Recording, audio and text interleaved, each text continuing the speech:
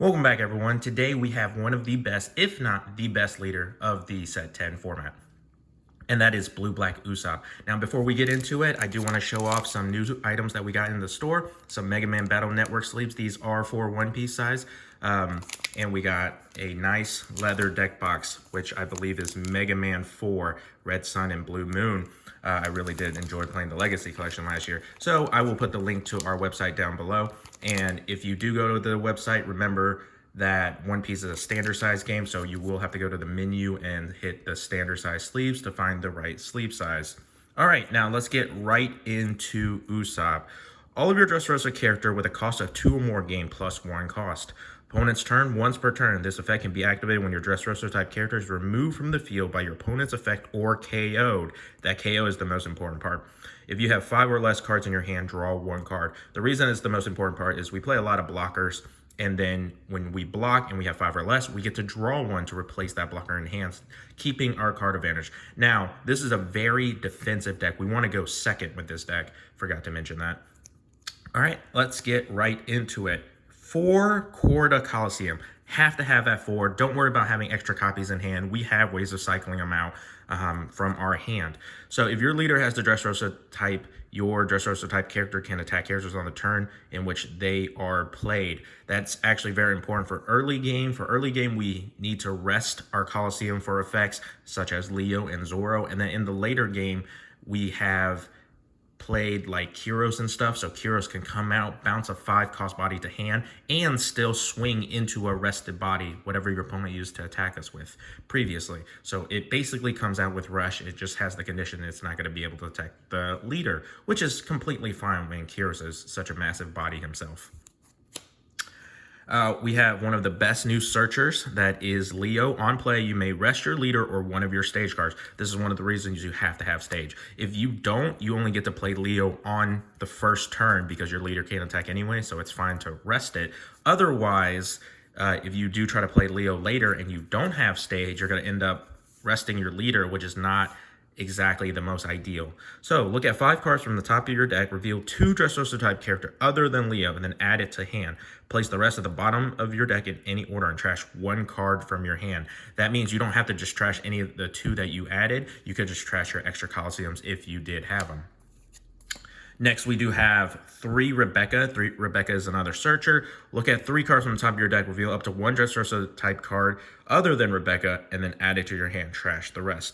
Now, you could play Follow Me and I Will Guide You because it has a trigger effect, and it actually looks at 5 instead of just 3, because this deck fundamentally is a little bit different than Blue, Black, or Rebecca. We're not actually focusing too much on the trash. Not that we don't touch it at all, we just don't focus too much on it. So I don't actually need the trashing part.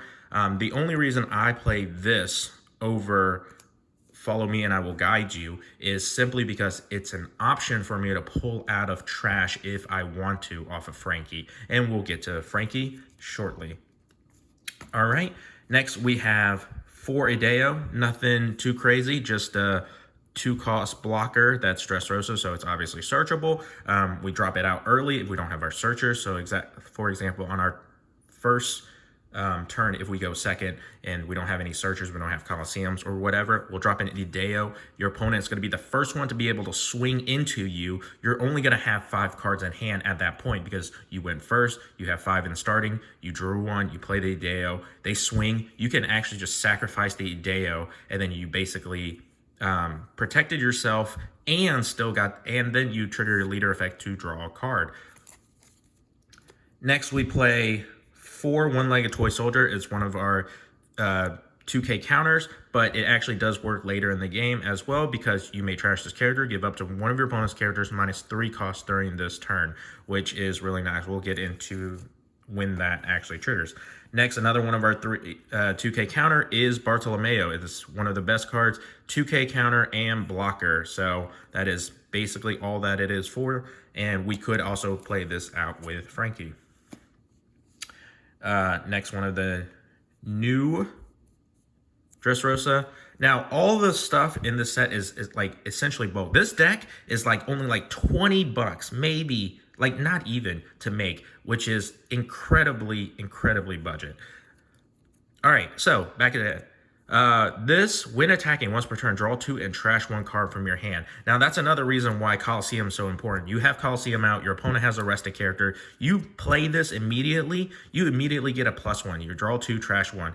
So we can cycle out our extra Coliseums, etc. It's just an amazing card. And then, of course, we are playing 4 blocker Frankies, one of the new rares. On KO, play up to one of your Dressrosa character with a cost of 3 or less from your trash rested. Now, we are definitely playing this over Rebecca, the Rebecca blocker, simply because even though Rebecca also, +1 back to you later, the reason we don't want to play that is we can't play Rebecca off of Rebecca, the 7 cost, one of the new bosses. So we do want to have this Frankie instead. And then the tricky part about this Frankie is the timing of it. You really do want to save the Frankie for the last attack, because when it dies, you really want to play one of the baby blockers. So Ideo and Bartolomeo, which will come out rested. But, I mean, obviously that's not always going to be the case. Sometimes you might, depending on your opponent's attacking order, you might have to sacrifice the Frankie earlier.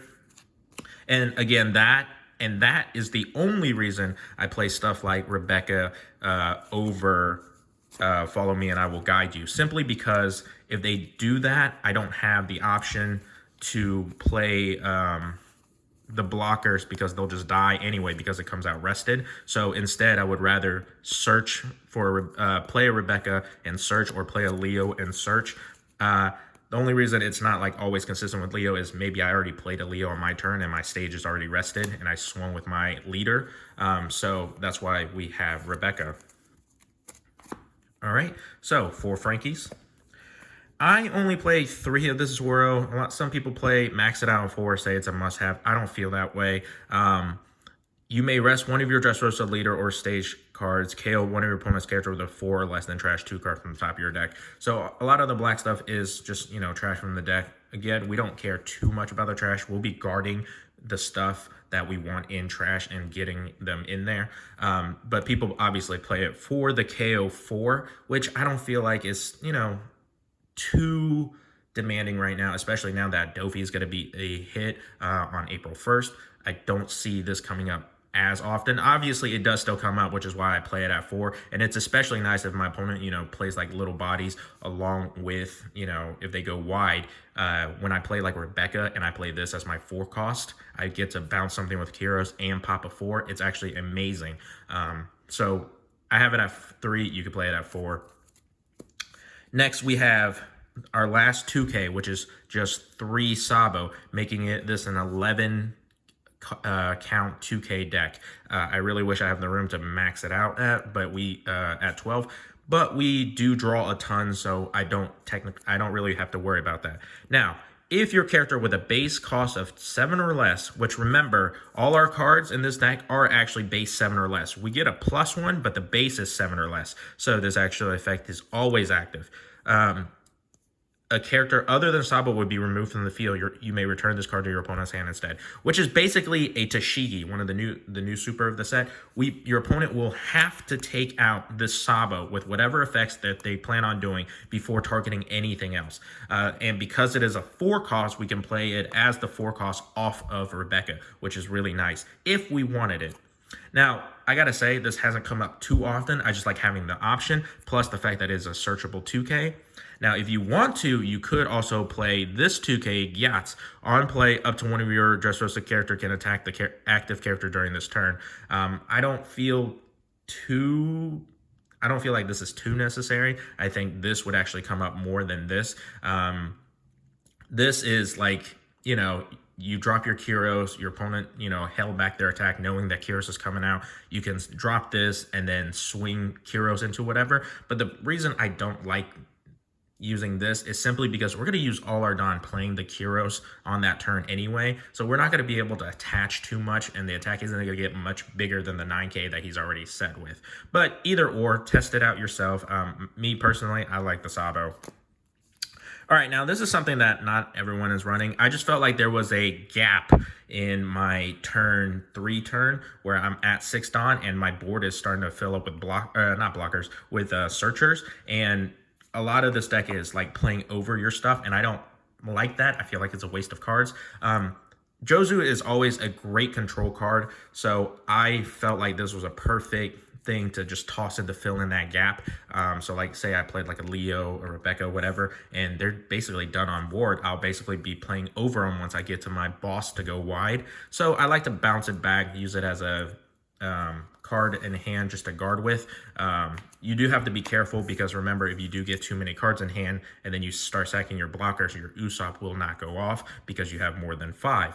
I do like this just because, you know, like say your opponent played a 5 cost or whatever, another 6.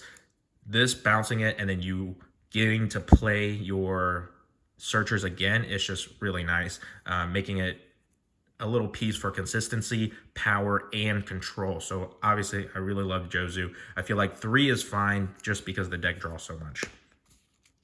Now, one of the new supers, we have 4 Rebeccas. On play, if there's a character with a cost of 8 or more, draw 1 card. So as soon as you play this down, you're going to draw 1 because Usopp is already going to make this an 8, triggering its effect, making it an 8. Reveal up to 2 Dressrosa character cards with a cost of 7 or less, other than Rebecca, from your hand. Play one of the real cards, and then play the other card rested if it's a cost of 4 or less. So, you play the 4 rested. You play the 4 rested. You play the Kyros active. Kyros is probably going to swing into something if, you know, they have something rested. So this is really nice to go wide. The trade-off is she's only a 4, so as soon as she hits the field, she's basically done her job to get the other 2 on the board. You can, you know, attach it on here later, whatever, but her main purpose is serving just to get the board a little bit wider, a little bit quicker. So, and then, of course, we have our boss, Papa Kyros. On play, return up to 1 character with a cost of 5 or less to the owner's hand. This is a beefy stat line, 7-9. That's the vanilla stat line, along with the fact that he's basically come out and remove 2 bodies on board if you have stage, right? And I only say that because, you know, popping the 5 back to hand. Now, that's either player. So if your opponent doesn't have anything, you could pop one of your own stuff back to hand, like your searchers and stuff, to reuse, which is always really nice. And then if your opponent does have a rested character, Quarter Coliseum is just going to allow Kyros to swing into it immediately, which is just absolutely amazing. Now, you could also play Monkey D. Luffy. I'd play this at like maybe 1 or 2 of. I tried it. I didn't like it. The only reason I didn't like it is because it costs too much on the turn it's played for it to really do any real damage. The reason I say that is because whether you're playing it off of his own power or Rebecca, you're paying 7. And this can attack active characters. Well, active characters are going to be pretty big at that point in the game, and the 7k power is simply too low. Even if I was at full 10, the turn I play this, at max I could get 10. It's not going to hit any of the big bosses without my opponent just throwing 1 card away. Obviously, this would be more like a setup finisher, and I like to take my time, especially since this is a defensive deck. And then along with that is I did try Gum Gum King Kong Gun, and I didn't like it. Like I said, I don't focus too much on trash, but when you're defending so much, you are going to get this to activate, because if you have 15 or more cards, you're going to get double attack to finish the game.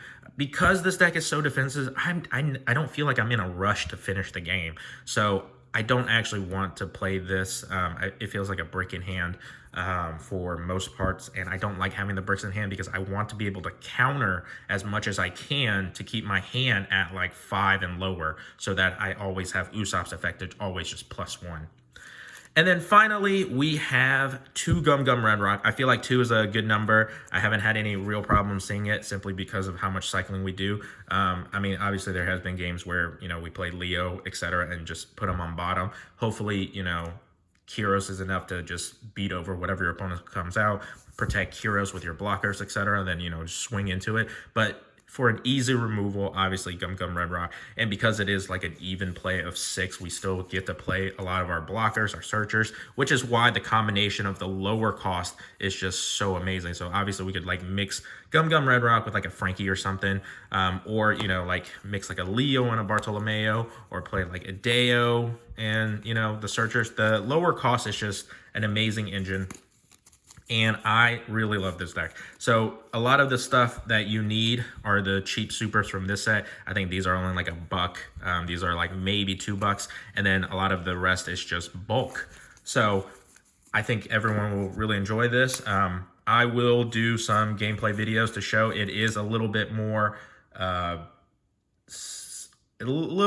higher skill intensive, simply because the pacing of this is a lot weirder than most decks. Honestly, I don't think I've played a deck that has this type of pacing since like green purple Dofi from like set 4, or maybe like blue purple Crocodile from set 1, where you want to protect yourselves very early so that you can drop your bosses later and then do big stuff with your bosses.